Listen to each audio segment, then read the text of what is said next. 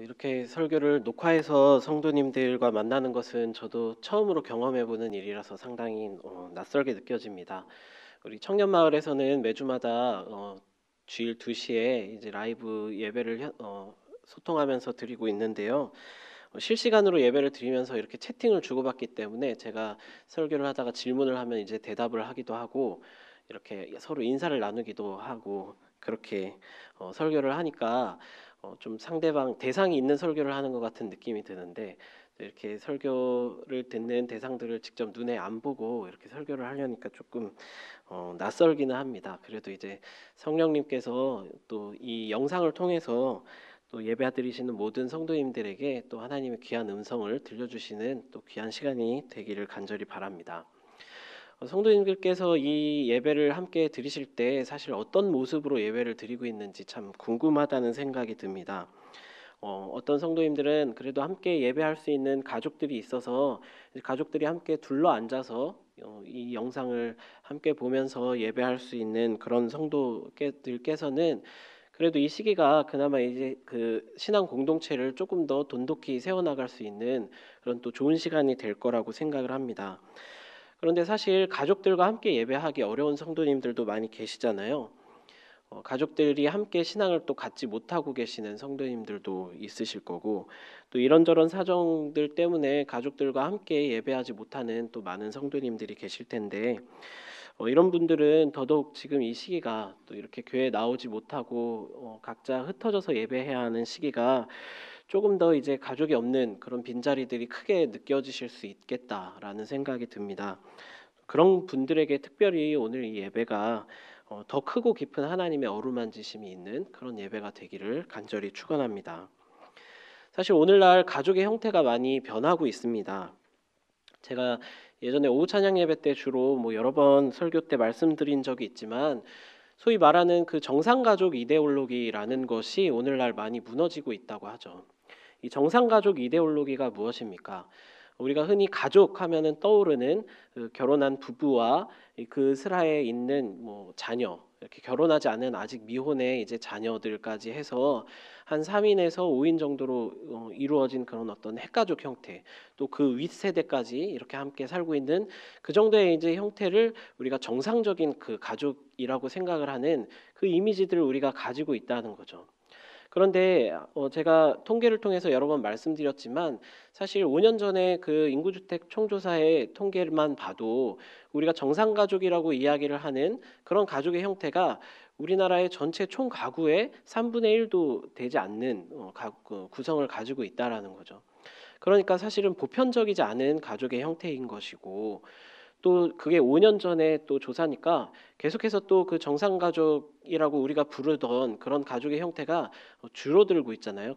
급속히 줄어들고 있는데, 아마 올해 정도를 기준으로 한다면 굉장히 그것보다도 많이 줄어들었을 수도 있을 것입니다.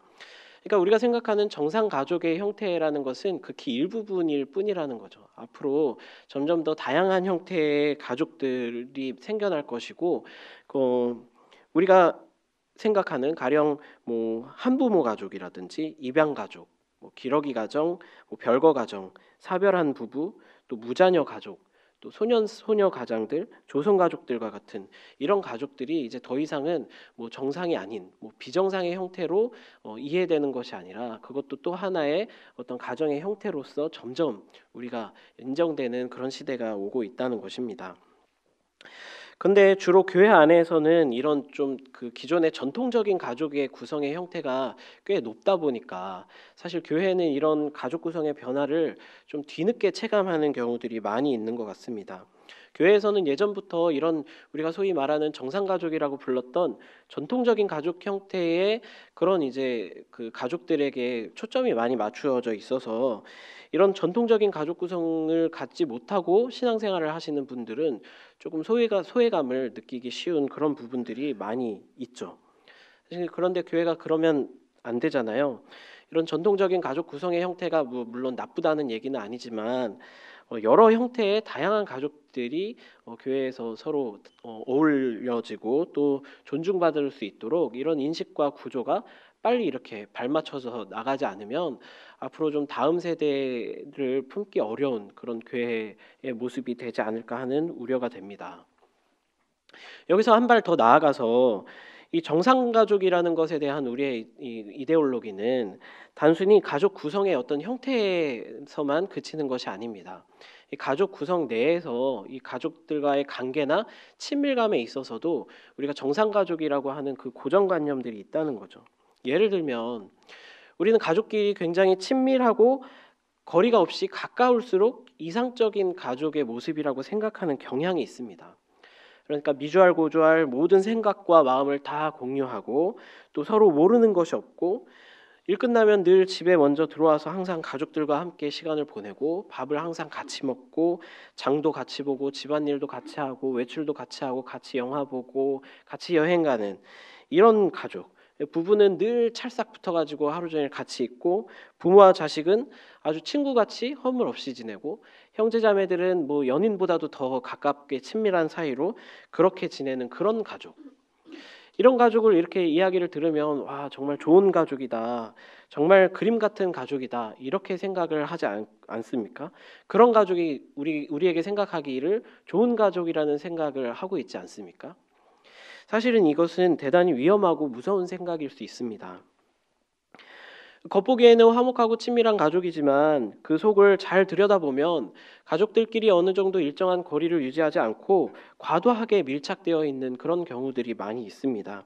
그런 경우는 동반 의존적인 가족이 아닌가, 좀 병리적인 의존성이 있지 않은가 하는 것을 의심해 볼 필요가 있습니다. 사실 이 동반 의존이라는 말이 생소하신 분들이 많이 있으실 텐데요. 동반 의존이 무엇일까요? 이 개념은 뭐 종속 의존, 공동 의존, 뭐 의존 중독, 관계 중독 이런 여러 가지 말로 부르는데요. 원래 알코올 중독자들을 치료하다가 생겨난 개념입니다. 알코올 중독자들을 보면 항상 이 알코올 중독자를 돌봐주는 사람이 있어요, 가족 중에. 주로 이제 성인 남자 알코올 중독자를 예를 들면 뭐 아내가 많이 있겠고요. 또 엄마가 있을 수 있고 뭐 누이라든지 뭐 아니면은 뭐 자녀들 중에서 뭐 특히 딸이 뭐 그런 그 돌봐주는 그런 역할을 주로 주 양육자의 역할을 하는 경우가 많이 있다고 합니다. 그런 사람들이 있는데 알코올 중독자들은 대체로 오랜 기간 동안 중독 생활을 하는 경우가 많이 있잖아요. 뭐 길게 이제 최소 몇 년에서는 길게 몇십 년 동안 그런 생활을 하게 됩니다. 그 오랜 기간 동안에 상당히 힘든 그런 일들을 겪어야만 하죠. 막 폭력을 휘두르고 집안을 막 난장판을 만들고 깽판을 치고 밖에 나가서 사고를 치고 돌아다니고 막 욕설을 하고 막 자녀들을 패기도 하고 막 스스로 자해를 하기도 하고 막 모욕을 주는 그런 엄청나게 어려운 그런 순간들을 계속해서 견뎌내야만 합니다. 이런 험악한 시간을 10년, 20년을 견뎌내다가 이제 알코올 중독자가 치료를 받고 이 중독 생활을 끝내게 되면 이 배우자나 이 가족들이 얼마나 기뻐하겠습니까? 그런데 이상하게 오히려 이 중독자들이 알코올 중독이 치료가 되고 나니까 부부의 이혼율이 갑자기 늘어나거나 이 아내가 우울증에 걸리는 이런 일들이 생긴다라는 거죠. 너무 이상하잖아요. 그래서 심리학자들이 이 현상을 연구하기 시작했습니다.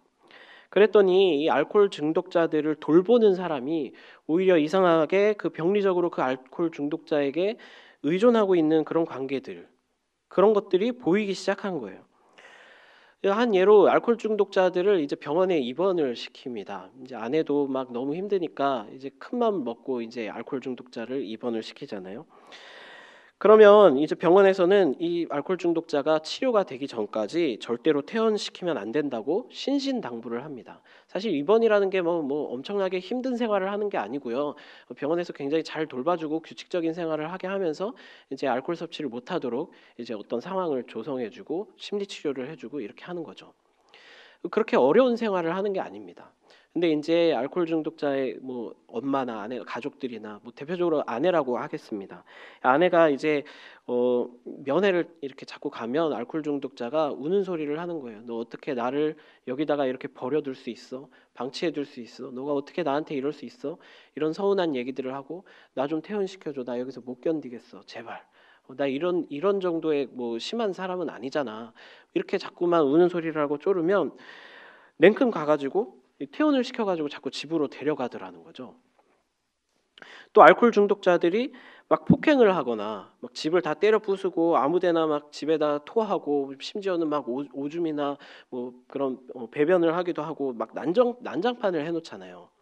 그러면 이 치료하는 사람들은 그렇게 이야기를 합니다. 알코올 중독자들이 이게 취한 것이 술이 깨고 나서 자기가 무슨 짓을 했는지를 봐야 되니까 현장을 보존해 달라고 이렇게 이야기를 합니다. 현장을 치워놓지 말라는 거죠.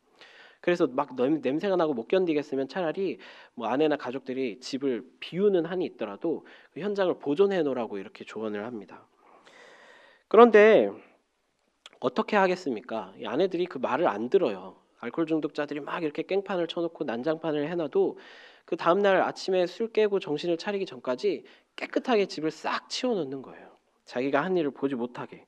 오히려 막 불쌍하다고 꿀물까지 막 타놓고 아침에 이렇게 돌봐주고 막 그러는 일들을 아내들이 한다라는 거죠.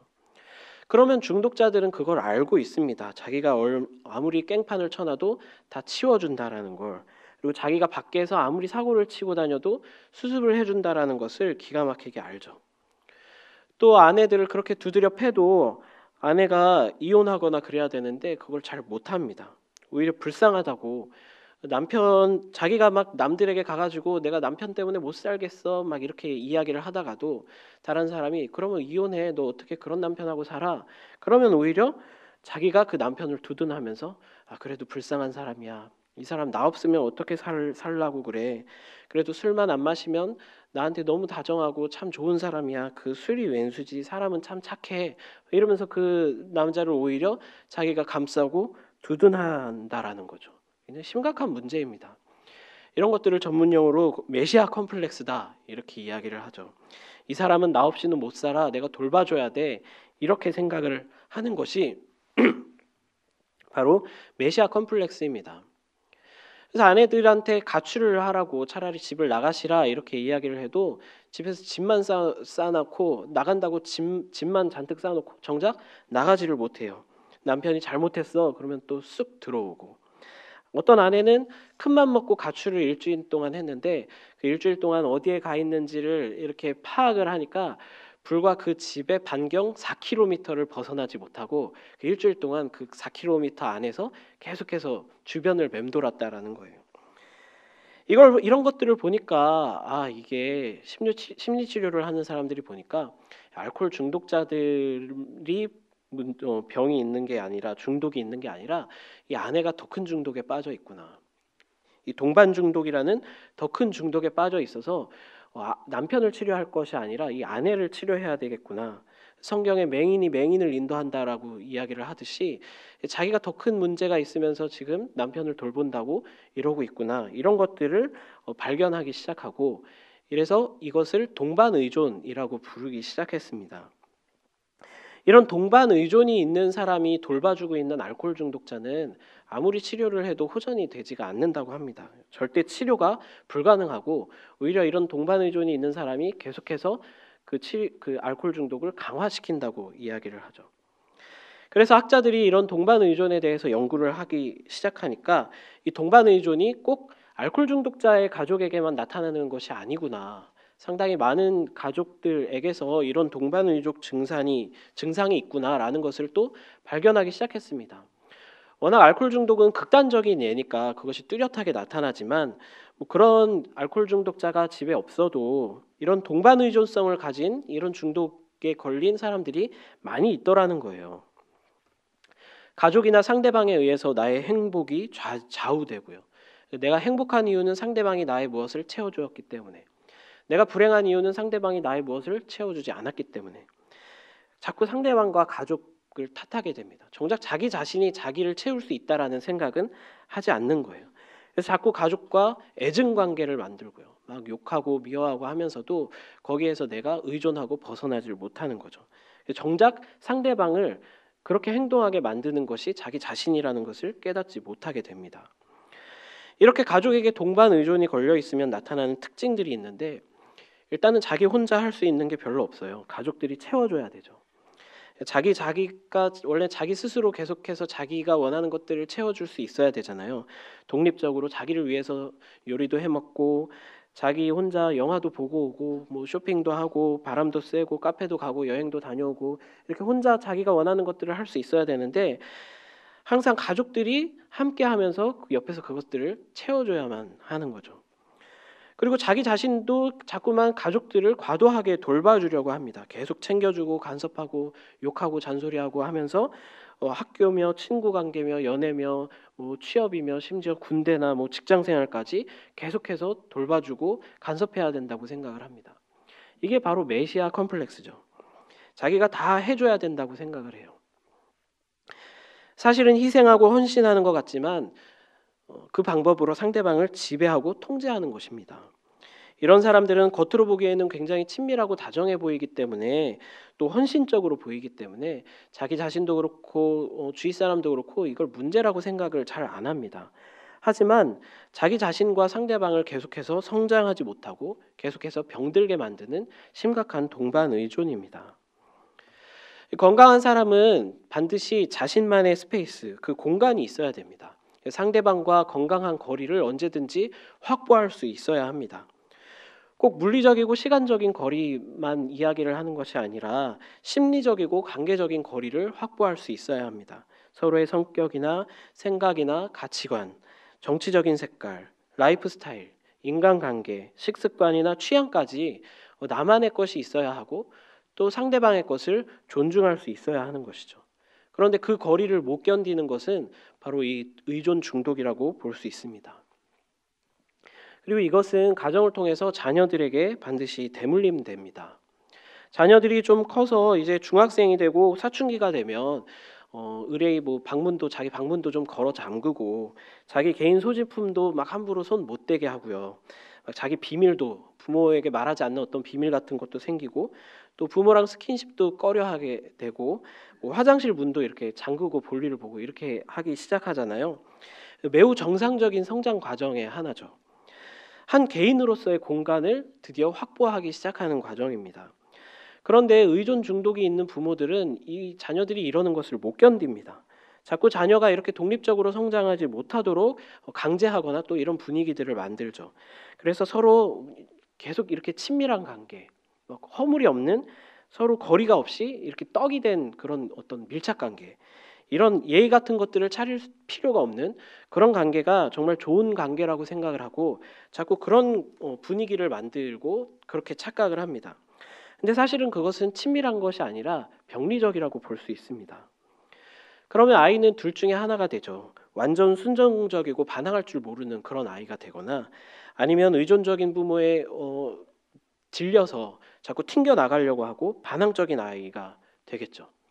그런데 어쨌든 이렇게 되든 저렇게 되든 이것은 반드시 대부분 대물림되어서 자기 자신들이 성인이 되어서 또 가정을 꾸리게 되면 그런 또 종속적인 그런 가정을 꾸리면서 살아가게 될 가능성이 꽤 높습니다. 이렇게 가정에서 나타나는 동반 의존성에 대해서 설명한 이유는 바로 이런 동반 의존성이 가정에서뿐만이 아니라 똑같은 모습으로 바깥의 관계에서도 또 교회에서도 나타나기 때문에 그렇습니다. 우리가 가지고 있는 이상적인 교회에 대한 어떤 그림들, 이런 것에도 사실은 똑같은 기대가 있는 경우들이 많이 있습니다. 서로 거리가 없는 친밀한 공동체, 서로 허물 없이 끈끈하게 밀착되어 있는 이런 공동체, 서로 모르는 것 하나 없이 어제 저녁에 무슨 반찬 먹었는지까지 서로 다 알고 있는 그런 공동체가 바로 이상적인 교회의 모습이라고 생각하는 경우가 많이 있습니다. 이것도 사실은 어쩌면 위험한 생각일 수 있습니다.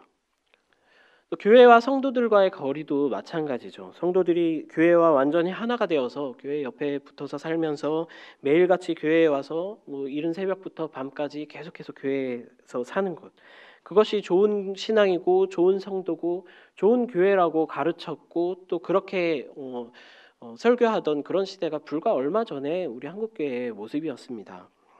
온 성도가 자기의 삶이나 자기의 공간이 없이 그냥 교회가 나의 삶이고 교회가 나의 공간이다라고 생각을 하면서 살아가는 것이 마치 좋은 것처럼 그렇게 가르치던 것이 불과 얼마 전에 지난 세대의 한국 교회였죠. 그런데 다음 세대들은 이런 교회의 모습과 관계들을 숨막혀 할지도 모릅니다.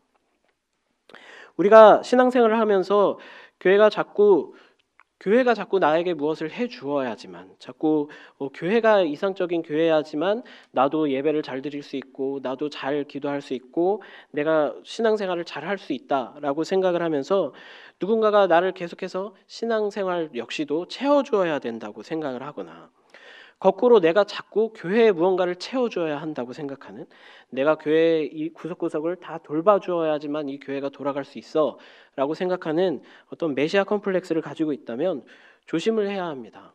어쩌면 우리가 가지고 있는 동반의존적인 그런 성향이 교회에서도 나타나고 있는 것일지도 모릅니다.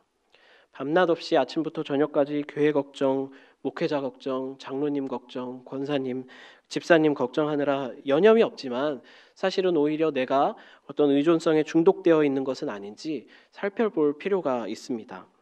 그럴 때 상당히 위험하죠. 사실은 교회도 목회자도 우리의 우상이 될 수 있기 때문에 그렇습니다. 사실 우리가 그렇게 의존하고 있는 대상이 바로 우리의 우상이기 때문에 그렇습니다.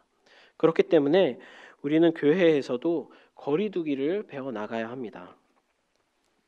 사실 우리 높은 뜻 교회는 상당히 거리두기를 강조하는 교회입니다. 이 높은 뜻 정신이라는 것이 사실은 거리두기의 정신이다, 이렇게 이야기를 해도 과언이 아닐 정도입니다.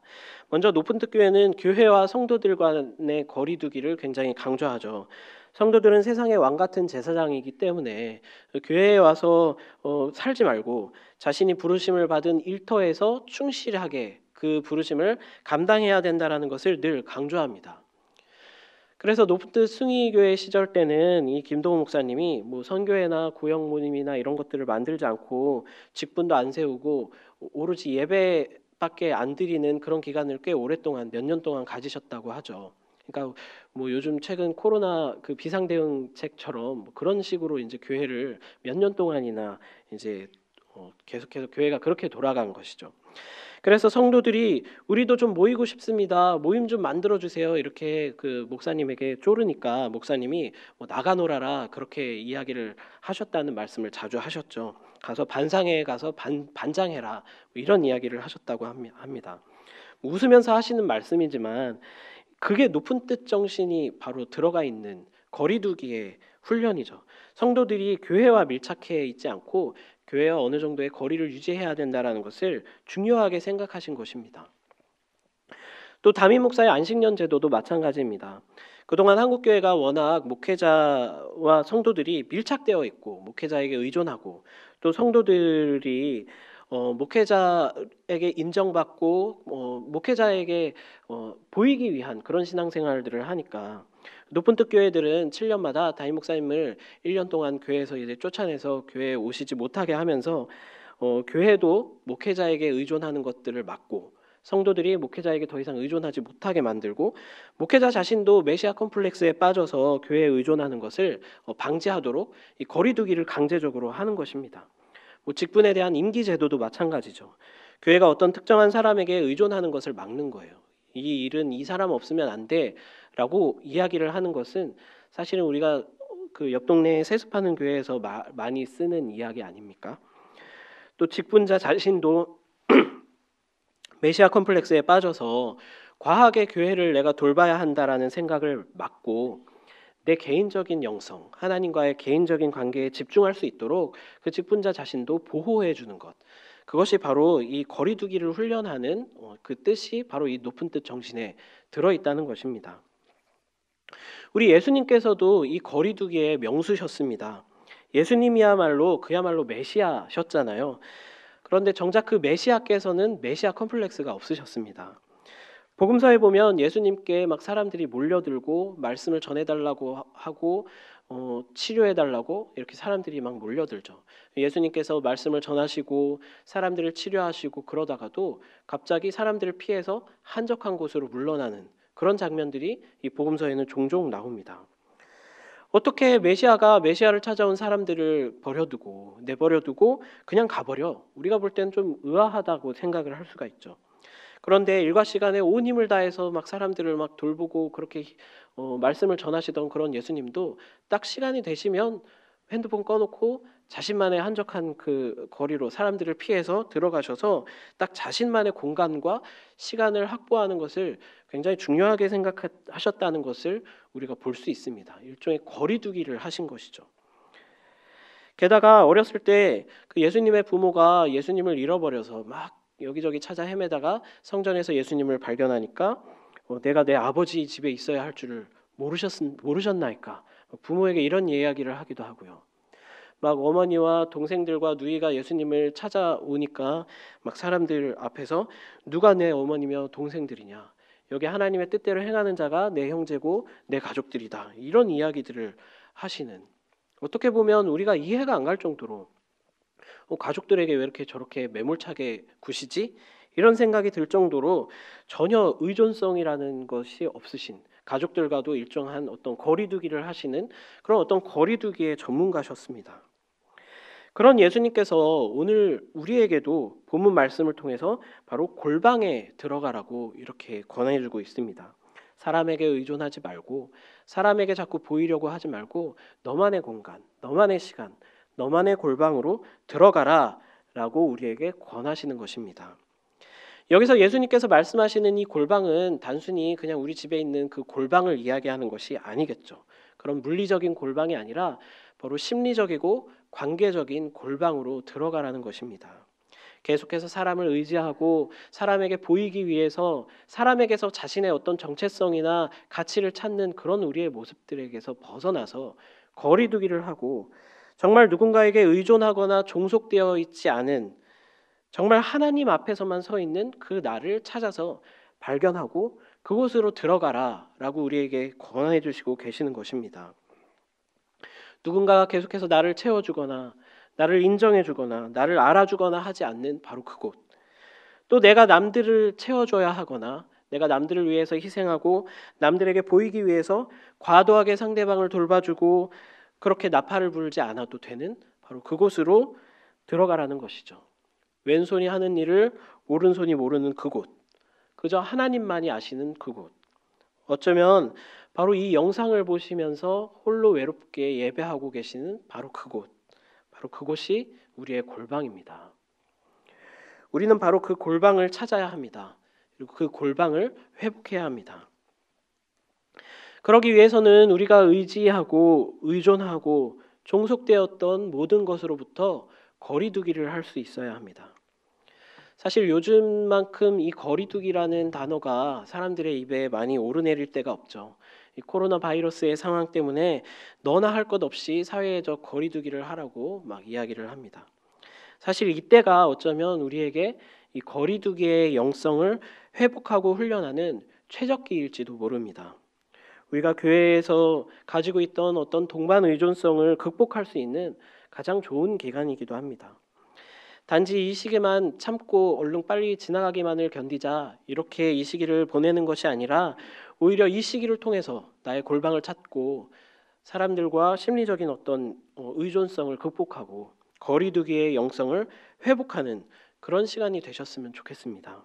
그래서 이 코로나의 시간이 끝나더라도 지금 우리가 찾은 이 골방을 잃어버리지 않고 사람들과 다시 의존성에 빠져드는 것이 아니라 지금 훈련한 거리두기의 영성을 지켜낼 수 있기를 바랍니다. 제가 오늘 설교를 마치면서 시 한 편을 읽어드리려고 합니다. 예전에 오후 찬양 예배 때 읽어드린 적이 있는 시인데요.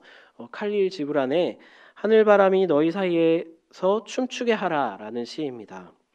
이 시를 들으시면서 하늘바람 대신에 성령님을 대입해서 성령님께서 우리 사이에서 역사하시고 교통하시고 우리 사이에 있는 이 거리에서 춤추시기를 기도하는 마음으로 함께 들으셨으면 좋겠습니다. 하늘바람이 너희 사이에서 춤추게 하라. 함께 이때 거리를 두라. 그래서 하늘바람이 너희 사이에서 춤추게 하라. 서로 사랑하라. 그러나 사랑으로 구속하지는 말라. 그보다 너희 혼과 혼의 두 언덕 사이에 출렁이는 바다를 놓아두라. 서로의 잔을 채워주되 한쪽의 잔만을 마시지 말라. 서로의 빵을 주되 한쪽의 빵만을 먹지 말라. 함께 노래하고 춤추며 즐거워하되 서로는 혼자 있게 하라. 마치 현악기의 줄들이 하나의 음악을 울릴지라도 줄은 서로 혼자이듯이.